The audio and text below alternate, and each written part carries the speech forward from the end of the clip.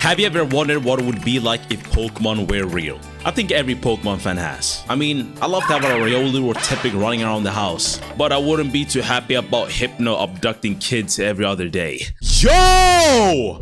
What the fuck? Bro, am I gonna get banned? Yeah. But instead of living with Pokemon, what if you became one?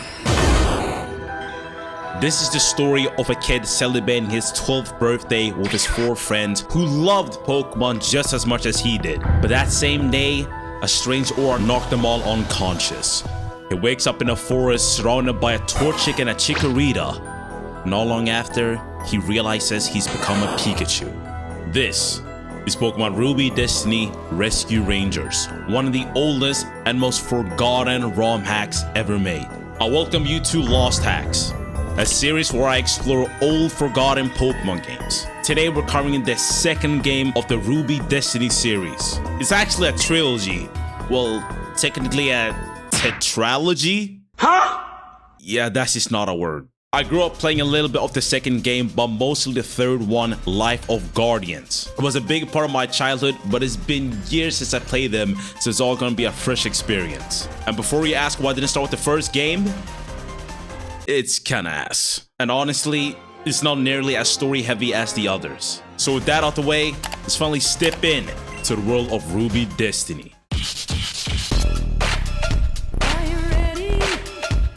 I mean, you can already tell just from the title screen alone, this shit old as a motherfucker. Not only was this an old game, but later in the video, I found out I was playing on one of the older versions, which still had outdated Pokemon sprites. It gets fixed later in the video anyway. I stole for a little inner dialogue, thinking my friends might be waiting for me. You're telling me we're already a Pikachu? Well, not exactly. It's just a costume I put on for the party. I talked to a few people around the hotel, head upstairs, and even my mom surprised with the fit. Inside the room, I see my 4 friends, Steve, Mark, Rose, and Jagold. Funnily enough, the creator of this series is Jagold, so that self-insert is kinda funny. I explained it's my 12th birthday and I want to make it special with our love for Pokemon. In this world, Pokemon do not exist, but suddenly, a strange aura fills the room. Everyone gets knocked out, and when I wake up, I'm in a forest with a Torchic and a Chikorita. I assume I'm dreaming, shocked that I can see and understand Pokemon. They think I'm a bit dumb, since I'm a Pokemon myself. Chikorita asks my name, and I introduce myself, and they explain they're looking for a Caterpie. They ask me to join the rescue team, and since I have no clue where the fuck I am, why not? Kelvin has joined the rescue go-getters. Hey, go-getters? Sounds like the role of my Discord server goal-getters. Join up ASAP. The game does not let me run at first, so I legally speed up my game, beat a couple of mons, and reach Caterpie. You're here to save me, right? You're the rescue team, right? We are.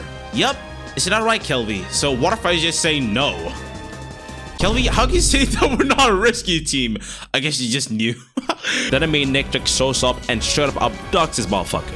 What the fuck? He was like, we'll chase it down and run into its gang, the Meanies. We are not beating that squad. Boy, you sorry. Turns out they kidnapped Caterpie just to stage a fake rescue and boost their popularity. Fraudulent behavior, which we're not having. Are we supposed to win this? Okay, yeah, I think we're supposed to win this. Torchic burnt them all to a crisp, proving to be a strong, capable member of the squad.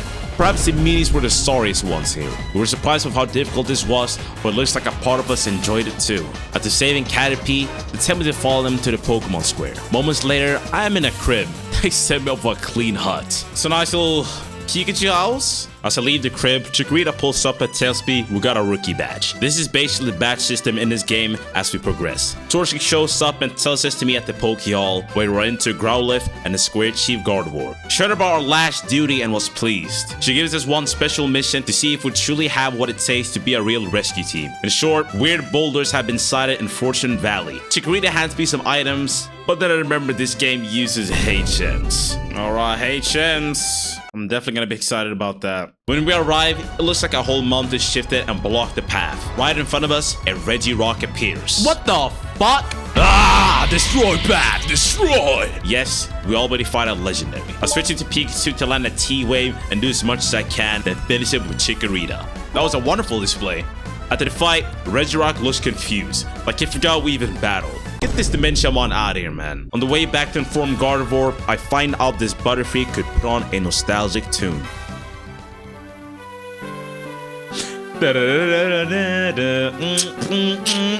It is so emotional, it could make me tear up.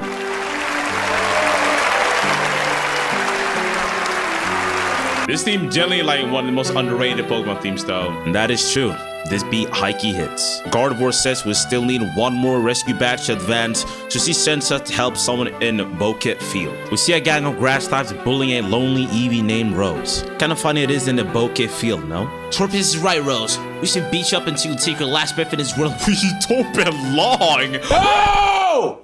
No human should be here anyways. Human? Oh no, it's Rose. Yeah, wait, Rose is with me. Like, Rose is one of my friends. We instantly realized this might be our friend Rose, so we step in and knock some sense into Team Greenleaf. As expected, Torchic does all the heavy lifting. Torchic said, fuck y'all. After the fight, they want us to wash out and leaves. I check on the Eevee, and she confirms she's not really a Pokemon. I tell her I am Kelvy, being in the exact same situation as her. Back at the square, Gardevoir thanks us for saving the injured Eevee, but it seems Rose wants to talk. She asks if my team knows I am human, but I tell her I have not had the chance to explain yet. She tells me about waking up confused in a village full of Pokemon, running away, blacking out, and waking up in front of that Tropius gang who treated her like shit after she told him the truth. I try to comfort her, but it turns into a quarrel. I tell her things will be fine, but she's still unsure and leaves. And because we had this whole talk in front of 4 other Pokemon, they now know the truth. At least they seem chill about it and tell us to keep it a secret. Our goal now is to cheer up Rose, so head to the garden field where all 4 of us chill near the beach. Turns out Torchic and Chikorita have history here, since this is where they first met. Chikorita was chased by an Aerodactyl back then, who's totally not creeping up on us right now. Oh, hell no! At least Elite Pikachu. Easy Thunder Wave, bro. Let's cook this guy.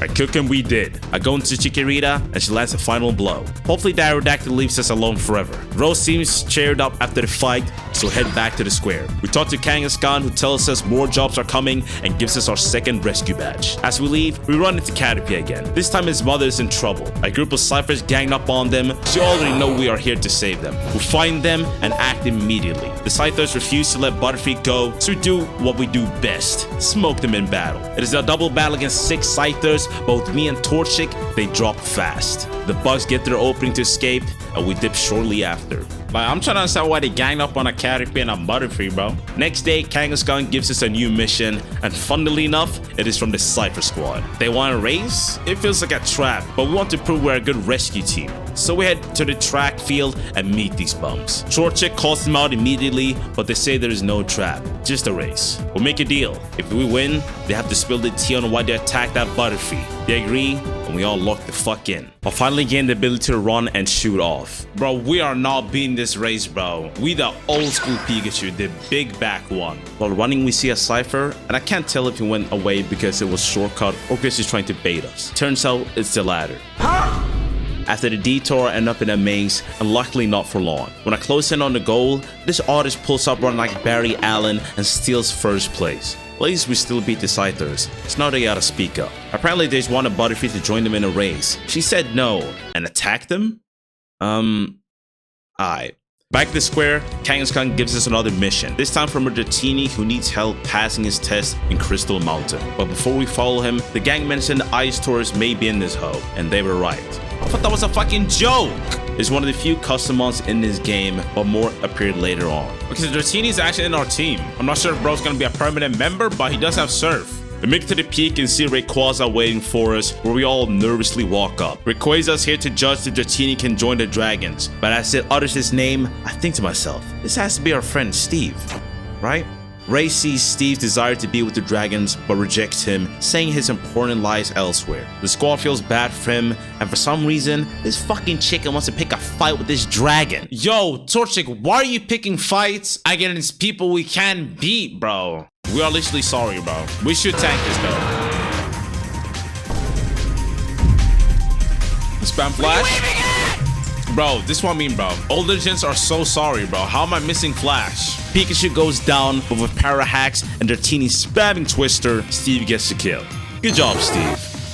Even after beating Rayquaza, he stands by his decision. Dratini insists because he needs to find his friends. But suddenly, a voice interrupts Rayquaza and dips. Chikorita figures it might have been his rival, Angelin. As we fall back, I go up to the teen and confirm if he really is Steve. He says yes, and I tell him who I really am and that I've already found Rose.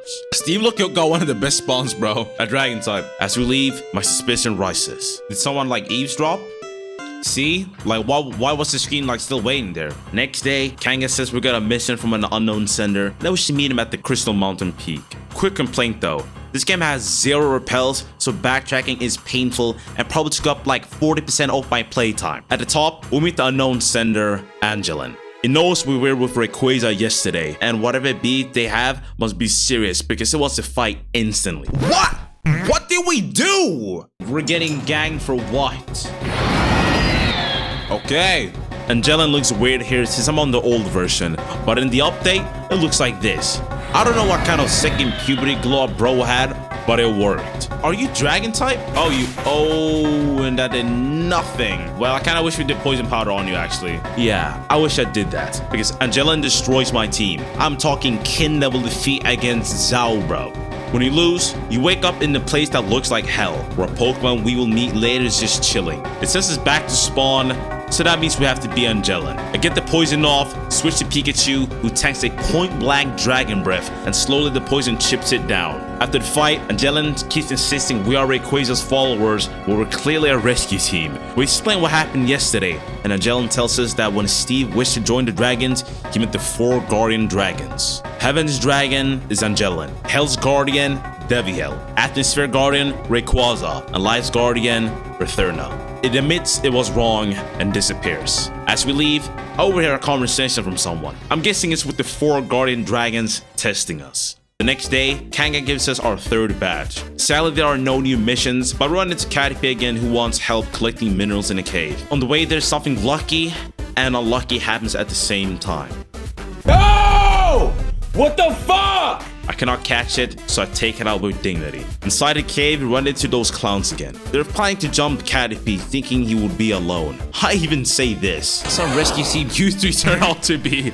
They really tried to run the fade, but let's not forget who the sorriest squad of all time is. Dratini washes the Absol, and the same for the main Ectric. Having a dragon type this early walls everything. Gengar uses Curse, IT Wave, then switch to Steve, finish him. After they lost, they leave, and we help Caterpie gather minerals. Turns out he trades them in a place called Fortune Valley, sometimes even with a human. Most Pokemon have a pretty crude view on humans, but Caterpie has met one of the good ones. She treated him kindly when he was injured. After helping him, he says he trusts us. He already knows one of us is not actually a Pokemon. In fact, he knows me, Steve, and Rose are human. We ask how, and apparently Chief Gardevoir snitched. Hey yo, what the fuck?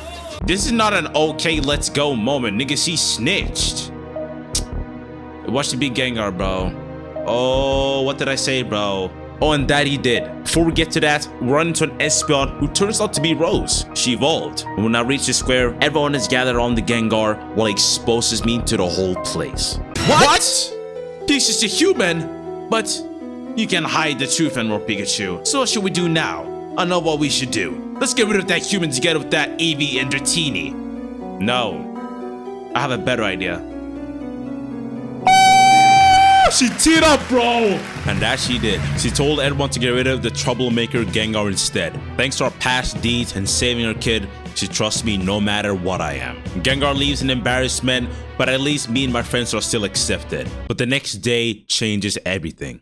When I walk into the square, I see a sight I never wanted to witness. What the fuck is that? Looks like something made them petrified. So there's still Pokemon left, eh? Let's just catch them.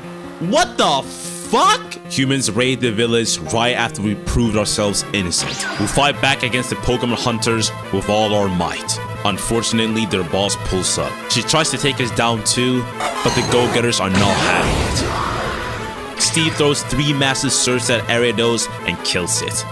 Salamence! Oh my goodness, no. Oh, I wish we got static off. Can you like not use the dragon type move? Yes. Rage. Okay. Cut. That's alright. Then the cut spam begins until our little leaf slay the Duradon. She has cool sprite, but even after all our efforts, it's pointless. us. She petrifies Torchic and eventually all of us. I wake up in a strange misty place where voices echo. After wandering around, one of them speaks directly to me. I beg for freedom so I can save my friends, but they tell me that freedom is worthless without life, and life is worthless without freedom. With that in mind, they say that I am strong. Just like that, I wake up on a plane with the whole crew. This has to be Bertherna's doing. A grunt notices we are unpetrified and attacks, but we beat him easily. A giant crack opens in the ground, and we have no choice but to jump or stay captured forever. The sea is so beautiful, so wide. Yet will this be the end for me? I can't breathe. I'm losing. Mount Rainbow. Holy fuck, you are huge. Pause. We ask Ho-Oh how we got here, and it says it rescued us. We thank it, but it wants a favor in return. It wants us to bring back the Rainbow Wing, a small Tailo stole from it in Ilex Forest. The name Ilex clicks, and I realize we're in Johto, which is far away from the Heva region. We find Tailo, and he runs around the forest non-stop, reminding us way too much of someone we know. Eventually, he starts playing hide and seek and follows us to Ho-Oh. The Tailo apologizes, giving him the wing, but then Ho-Oh says he can keep it? Bro. This just make me waste 10 Ho-Oh agrees to help escort us back to Heva, but only to the border. Not because they cannot fly there, but because if it enters another territory, he's gonna have to run face with whatever guardians there. He says he'll drop us off in Veronica Town, right between Johto and Heva. Before we leave, I'll check on the Tailo and confirm it's Mark. Would you stop talking for a moment, Mark? Who are you? I tell him I am Kelvy, and that we have found everyone except Jagold now. Brother, from Veronica Town, we push onward. I grab some nice TMs in the cave, go on a cruise, and after running into wild moths for like 10 straight minutes, we finally make it back. I mean, we're back, but how is everybody feeling though? I feel like they might have a grudge against like me. Huh? Kelvy, hurry, we have to get out of here. Torchic tells us the Pokemon at the square are waiting to hunt us down after the human incident. Rose joins the party, meaning we finally have a full team of 6. I don't know, Do I go here now? Oh, we do. In Vextra Forest, Mark evolves into Swallow, but right after we see a Sandslash and Angry Town's Pokemon. Sandslash says he saw us and shows them the way. A bit later, we run into a girl named Arif. Shout out Arif in Pokemon Desolation because these references will never leave me. She lets us crash at her place and rest. It doesn't last long because the moment I step outside, they already found us. They say it's over and we should give up, but who do they think we are? We're not going down without a fight. I expected it to be challenging, but it made sense these balls were weak since they always stay around the square. After the fight, Arif steps in and tells everyone to stop. Turns out she's the human Caterpie talked about earlier. He steps forward to defend her, saying that Arif is nothing like the hunters and that she's kind. Same with us. We never harmed anyone, and we always treated them well. It does not take long for the town's Pokemon to realize we are not the enemy. Sandslash then says his plan worked, which confuses me. I stop him and ask if he led them here on purpose to solve the conflict. He agrees, and I think to myself, that attitude, it reminds me of... Is that your gold? Hey, wait. Tell me who you are. Who am I? I'm a Pokemon like you. A special kind of Pokemon like you. That's Thanks, Jagold. Bro, tell them to go join us. And they're together. Well, at least all of them. But that's not important. The most important thing is that they have met each other once again.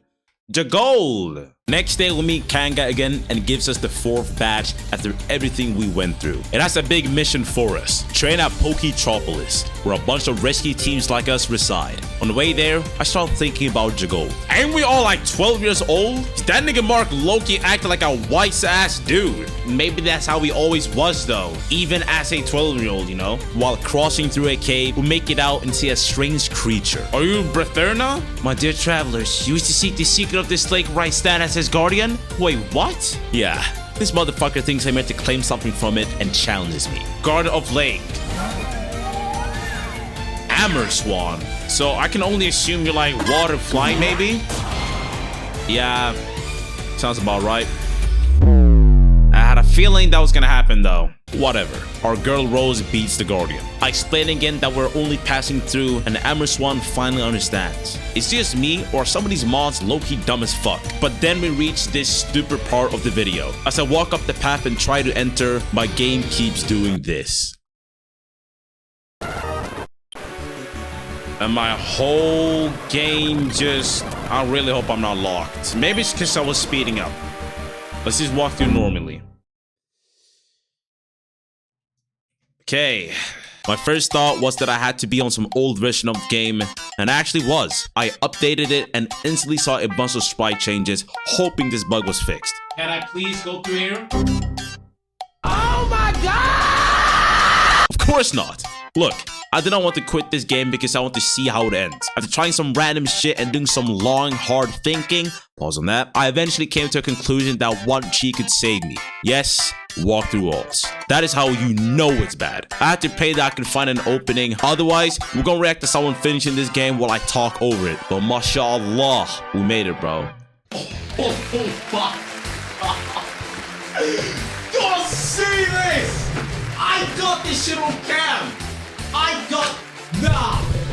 That deserves a like and at least a subscribe. And if you're really feeling jolly, a comment, bro. Because I had to do some bullshit. First of all, the game I had wasn't even fully updated. I'm just happy it worked, but like, I'm not gonna lie, that is a big red flag. If you try to play this on some chill shit, you're gonna have to like cheese. Well, it seems like I'm the only one who had this issue anyway. I looked up other people's playthrough, they didn't have to do this shit. I don't understand. Trust me, I don't understand, bro. As we're about to cross the bridge to Poketropolis, we run into Latios. He asks if we have seen his sister, which we have not. Torchic, being curious, asks what happened to her. It explains that they were flying around delivering news about what happened in the sky. A dragon castle floats up there where all guardian dragons live. A shadow covered the castle and turned some of them evil. Ratherna resisted, and Rayquaza was not present at the time. We wish Latios luck and head on. Inside Poketropolis, we spot familiar faces, Team Greenleaf. They claim they're on welcoming duty, but they're still scumbags in our eyes. Also, as I was trying to update my game, I may or may not have gotten a spoil on like the ending of this game. Look, them download sites showed way too much, bro. Back with this theme. Listen. Nostalgia hits like a trike. It can make me tear up. We head into the guild where all the training happens. Downstairs we meet the other guilds and the chief, Steelix. We introduce ourselves and get straight to business. Steelix explains what Latios told him and assigns the squads to their duties and sends us to train in Sector 1. And so the training arc begins. We find a bunch of bonds who go down easily. Back at the guild, Steelix reviews our performance and gives us a 74%. This dips some bullshit. We continue Sector 1 training and it goes well. Our rating goes up 5%, we take those. The next task is simple. Just gather berries. That's it. Steelix thanks us for the berries since they made a great dinner and has us the 5th rescue badge. Then he sent us to train in Sector 2, which went the same. Our opponents get obliterated. After a set of battles, he gives us the 6th rescue badge. Our next assignment is to gather berries in Shadow Valley. Some teams warns us about the quicksand, but I think we'll be fine. Or not. After some resets and guessing, we reach the berry spot, but someone is there. What the fuck is... What am I looking at? Clawseed! I am Clawseed. I'm the god of this valley. Oh my god. Get this RE3 for Garden out of here. One crit wing attack deletes it. I thought we were under the Shadow's control, but we tell him we are just collecting berries. Back at the guild, Steelix gives us a special mission in Rinta Hamlet to save the chief in danger. On the way there, run into a strange being. Oh, it's that thing! I've seen this Pokémon before in Life of Guardians. It does not want to let us pass because of the danger ahead, but agrees to if we beat it. Felinar. Mark goes for a return, doing decent damage. Sends a wing attack to his face, along for another return.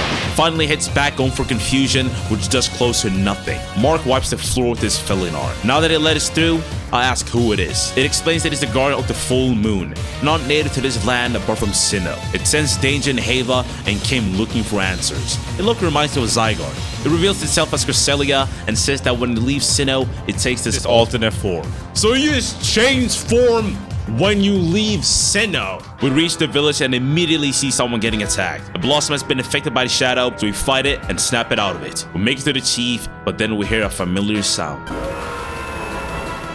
Giratina? She. Maybe. We beat the squad up and snap them out of it too. The chief is confused while we attack them, but we explain we're here on behalf of Steelix. We're given the rundown on the shadow situation and he understands. He thanks us and we head back to the guild. Turns out it's time for the rescue tournament, basically to decide who the strongest squad is. Tournament day, baby! It's time to show what Team Go-Getters go for. It's not supposed to be a pun. We reach the waiting area and see all other teams. But I'm gonna keep it up, Bug G. This tournament was barely a challenge. We destroyed every team in under a minute. I was literally leaning back during some of these fights. We even rematched Team Greenleaf and they lost instantly. We win the tournament, and on the way back, something strange happens. The sea sensed the danger of darkness. You shall stay on my presence to evade the danger. Ooh. What? We get warped to a different area and eventually run into another guardian. Greetings! I'm Aquadine. I'm the guard of the element of water. Is that pre-fucking Primarina? It appears Aquadine warped us because it sensed danger. We appreciate it, but we need to hurry back to the guild, and not everyone on our team is good around water. Aquadine takes that as defiance and challenges us. What did I say earlier about these Pokemon's IQ, bro? And use Kakubishi no Jutsu. Bro, you look like a peasant, bro. Get the fuck out of here, bro. I'll take back what I said about being a peasant, bro. After beating it, it is in disbelief. We're told to send us back because we need to stop the shadow, but it stays doubtful. Doubtful until Chikorita says my name. Kelvin. Huh? I see. Then understand. Now stop that shadow, for a reason's sake. What, do you know already who I am? What the fuck? As we head back, I end up in that strange misty place again. Can't feel my body. This is strange. What was that? It's a shadow. It's getting stronger. It must be worth its presence. What? Is this trying to possess me or some shit? That was strange, but at least we get the 7th badge. Steelix explains that all the elemental guardians are now under the Shadow's control. Shadow Valley has become dangerous and strange mirrors have appeared. A mirror being dangerous? Yeah, right. We get sent there and I instantly understand the problem. These mirrors copy everyone on my team. Sounds fine at first, until you realize every time you walk past one, you must fight. This is one of my least favorite areas in the game because it took so long, man. And you need to find a mirror shard for the final mirror. If you miss it, you redo everything. Like, imagine playing this with no speed up. Like, that ass. Imagine I spent this with no speed up. Oh my god! After getting the shard, we can finally move on. If you wonder why our levels are so uneven, this place is the reason. The exit leads to Rainbow Shade, where another cave awaits. But something feels off. And seconds later, Evil Angelin and Deviel show up. You shall not pass! Prepare, foolish Pokemon. What? Jaga Pact! The crew rushes in and starts teeing up against the 2 behemoths. I know Deviel might look a little bit crap in this game, but in Life for Guardians, he does get an upgrade. They are not that high level. The guy's probably like Dragon Fire, so I'm gonna just go for Angelin first. Meltdown. Wow. Okay. I mean, I don't mind getting burned here. This might seem stupid, but go return on Deviel. Now since you're burned. Oh my goodness, that dealt off. Oh, we're dead. Oh my god, we barely even tanked that shit, bro. Damn! Once Angelin falls, Deviel goes down easily. We win, but everyone is exhausted. They disappear, and I pass out. The team brings me back to the guild. When I wake up, I head to Steelix and see he's about to send them back to Rainbow Shade. He insists I stay, but the team refuses. He says if we beat him, he will let me go. He uses Kagebushi no Jutsu, but we smoke him. He keeps his word and we head back, which means I must do the same mirror bullshit again.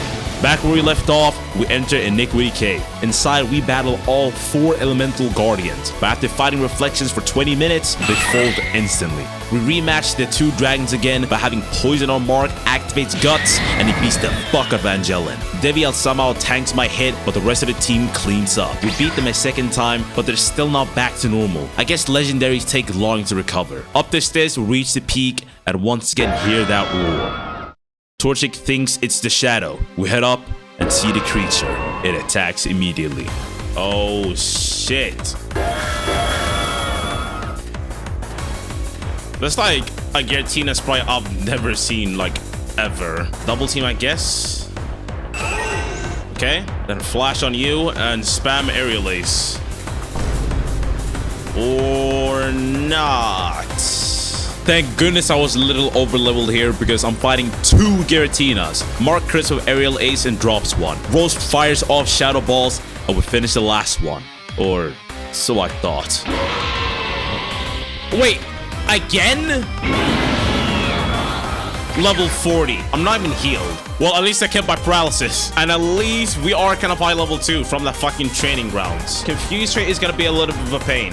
I can't focus. No, Mark, you gotta, bro. Nice. Don't flinch. Mark. Oh, Mark's a G, bro. What the fuck? Is he gonna do it again? Mark, I don't even blame you, bro.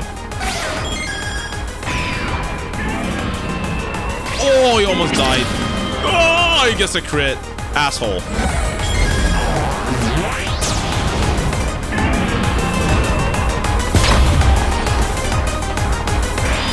Are you gonna go for another phase? Oh, it's like, again? We finally defeat the Shadow Giratina, but we need to dip immediately because this whole place is collapsing. And so, the shadow which caused great destruction onto everyone's hearts has been stopped and the heroes brought back the peace in the region. The news spread all through Hava as those who heard it regained hope and trust towards the future. Now it's at peace and all that remains are the memories of that fateful day.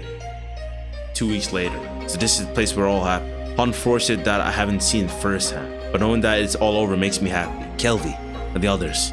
Maybe I should thank them personally. Oh, I had a feeling, bro. His dad's gonna get possessed, bro. How is that nigga still here? Like, fine. I'll take you down for the region's sake.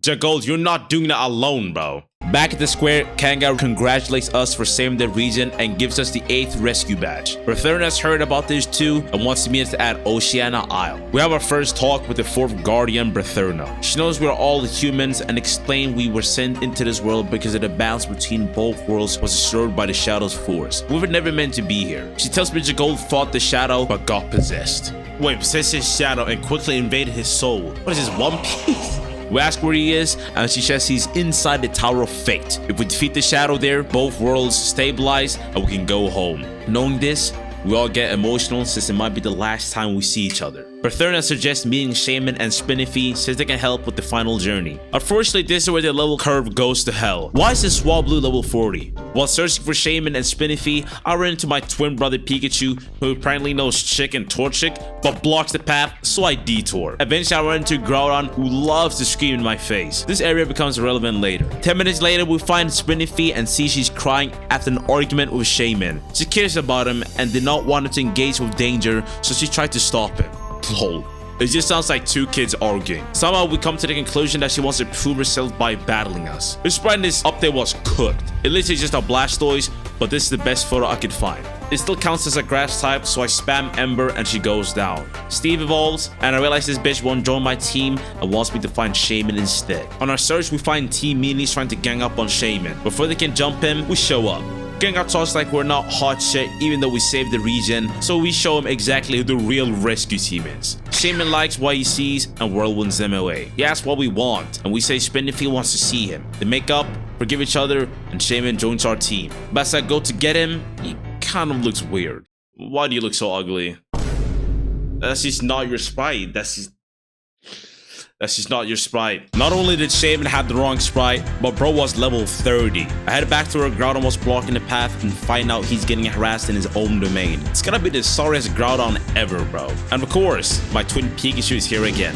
So yeah, we fight these two and beat them easily. And apparently if you talk to Groudon twice, you can battle him, and if you win, he joins the team. We are absolutely using this guy. I'm still keeping Chikorita, bro. I know a lot of you people would have benched Chikorita by now, but I ain't. Modest Groudon. Fuck all of these nature. I benched myself and added the Behemoth. But as we're about to enter the tower, Pikachu shows up again. I do not know what connection he has with Chick and Torchic, but it really feels like he used to be on their team, and they do not remember him. Since I lived in a Pikachu house, it is implied it was his before. I don't know. If you know anything about this, let me know. Also, I almost missed a cutscene here, but if you talk to Bretherna again, you get a little moment where everyone gets sad, but hopeful, talking about meeting again once all this is over. Bretherna wishes me luck, and now we go through one of the most annoying sections in the game. With no repels, everything is tedious as hell. Shout out Hero Voltia for the puzzle help, but with the power of editing, we are skipping all of this. But it gets bad. This next area is the worst one in the entire game. I tried doing it without Flash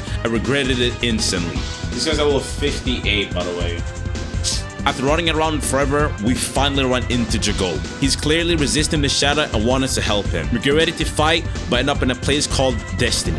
The shadow says this. Your soul is mine to take, can't escape my power. You are my pawn, my servant. Jagol, soon you shall meet me, and I shall meet you. This is our destiny. You can't run from destiny. What level are you? Okay, that's not too bad. As long as we can take like one hit, we should be fine here. Well, you guys probably levitate, so I'm just gonna slash. I mean, look, see, like the AI Loki is stupid, so that's nice. There we go. Voice powder again. I think psychic kills here.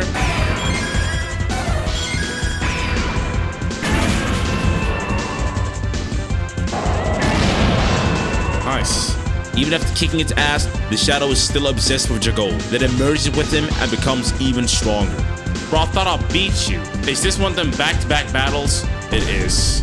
I'm not gonna lie, Chief, this threw off my whole plan. The level 60 gear Tina wipes my team. I was scared it would be a game over situation, but it's not. I go through my TMs, upgrade the movesets, and plan to keep Chikorita alive for the last battle. Doesn't matter though, because it gets one-shotted. But thank fuck I taught Grout on Toxic. Well, that was anticlimactic.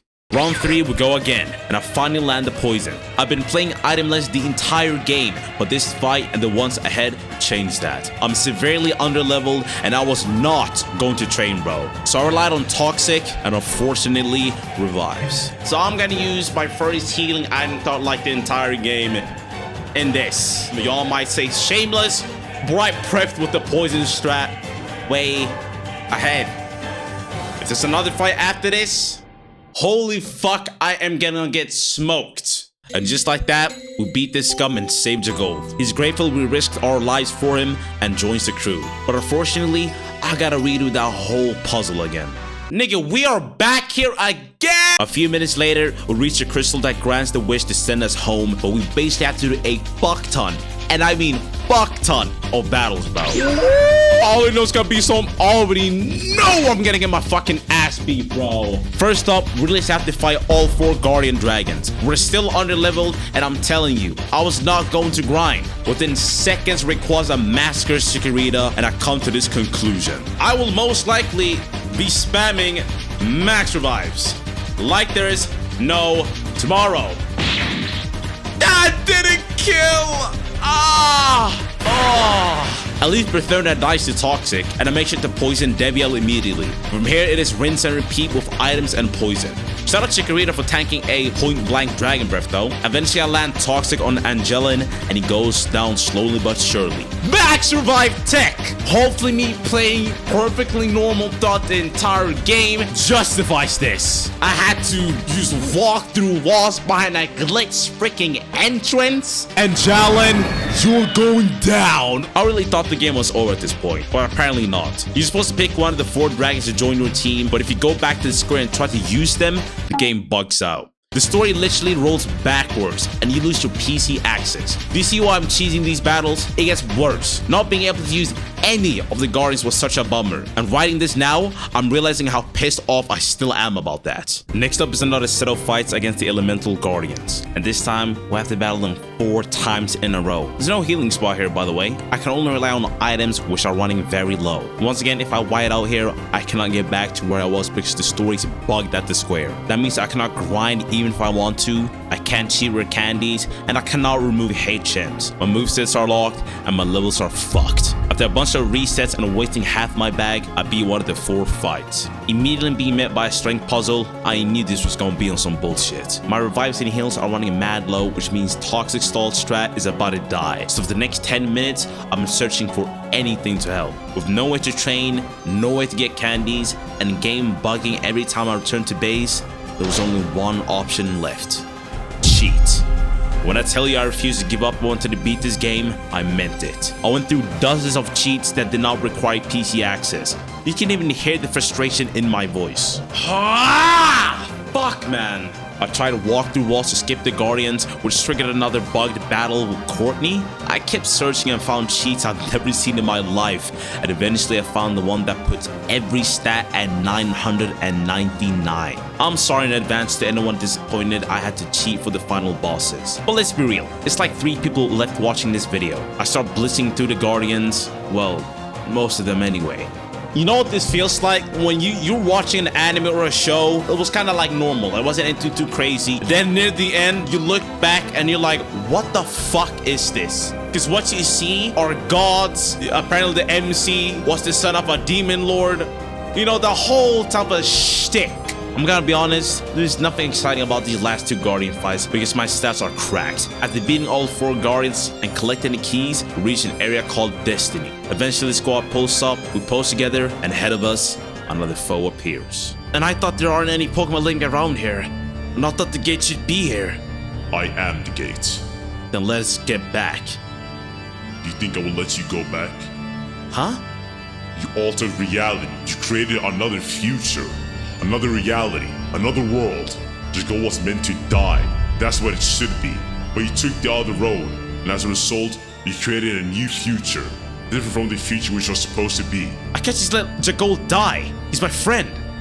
4 years from now, a young trainer in Gento will save the real future and will free Jago's lost soul under the control of a new shadow.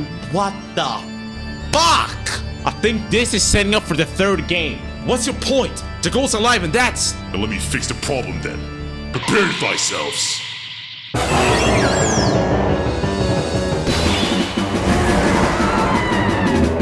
K-Omega. You say Chow Mega or K-Omega? I think it's K-Omega. He looks cool though. I'm gonna Rock Smash. Well, that didn't do anything on you. Am I toxic? There we go. I mean, yeah. What the fuck did he do? You used some question mark ass move. Well, I'm sorry that this had to be the final battle, and it wasn't epic at all. Damn. I apologize to everybody, but I couldn't go back and get, you know, experience. Just Jago's not gonna die. I won't let you. Do not be foolish. Chow Mega insists we do not understand how dangerous it is for 2 realities to exist. But when we ask what will actually happen, he brushes it off. Okay then. Why would you say it? We prepare to finally go home, but Chikorita asks if we will ever see each other again. Before we can answer, Torchic cannot handle it and walks away. Bro was definitely the most emotional of us all. We apologize to Chikorita and tell her this is goodbye. She asks Xiao Mega if there's any way to meet again. It shuts it down immediately, saying 2 worlds make that impossible. And just like that, we vanish.